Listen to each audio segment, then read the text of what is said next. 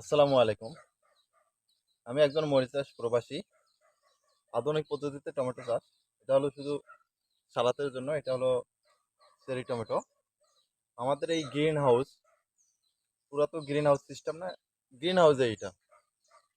Green হাউসের ভিতরে দেখেন যে এমনভাবে রোগে আক্রমণ করছে, আপনারা না দেখলে কখনো বিশ্বাসই করবেন না যে গ্রিন হাউসের ভিতরে, ঘরের ভিতরে কিভাবে এই পোকা এরকম রোগে আক্রমণ করে।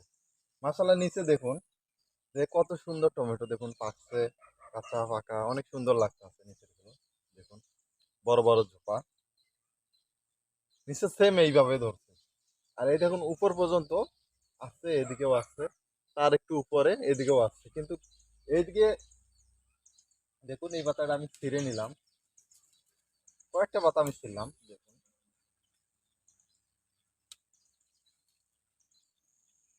এই পাতাগুলোর মধ্যে দেখা যায় কিছু রোগ।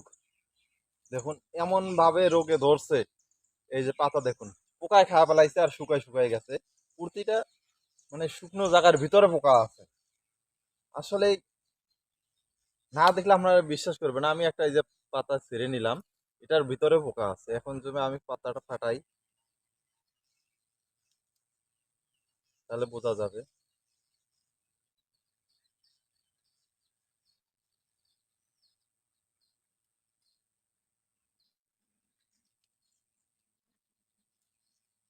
এই যে পোকা,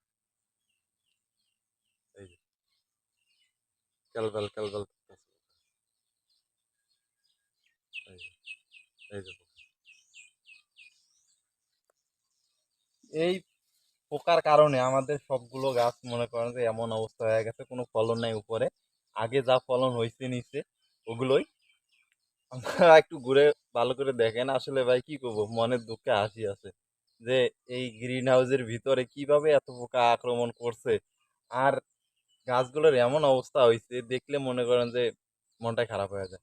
চলুন একটু ঘুরে ঘুরে দেখি গাছগুলো। আপনারা একটু ভালো করে লক্ষ্য করেন, দেখেন গাছের নিচ থেকে দেখেন, নিচে মাশাআল্লাহ অনেক সুন্দর ফলন, কিন্তু এই জিনিসটা লক্ষ্য করেন পাতাগুলো, পাতাগুলো ভালো করে লক্ষ্য করেন, দেখেন যে প্রতিটা পাতায় দেখুন যে শুকায় গেছে, একবারে শুকনোই বলা চলে, শুকিয়ে গেছে। আর উপরে দেখুন যে ফলন নাই। নিচে দেখুন যে কত সুন্দর ফলন, উপরে কিন্তু ফলন নেই।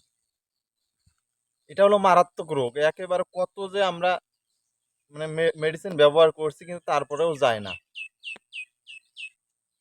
আরো একটা মজার বিষয় হলো যে মেডিসিন তো কাজ করে না, পোকা এমন ভাবে আক্রমণ করছে। এই যে পাকা টমেটো গুলো আছে না, এগুলোর মুখকে মানে এই যে একটা ছিঁড়ে দেখায়, এই যে বোটাটা আছে না, বোটাটার মধ্যে মানে এমন ভাবে খাইছে, খাইয়া ভিতরে ঢুকাই গেছে।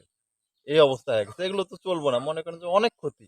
গাছ তো ক্ষতি হয়েছে হয়েছে, টমেটো যেগুলো আছে এগুলোর ক্ষতি করতেছে।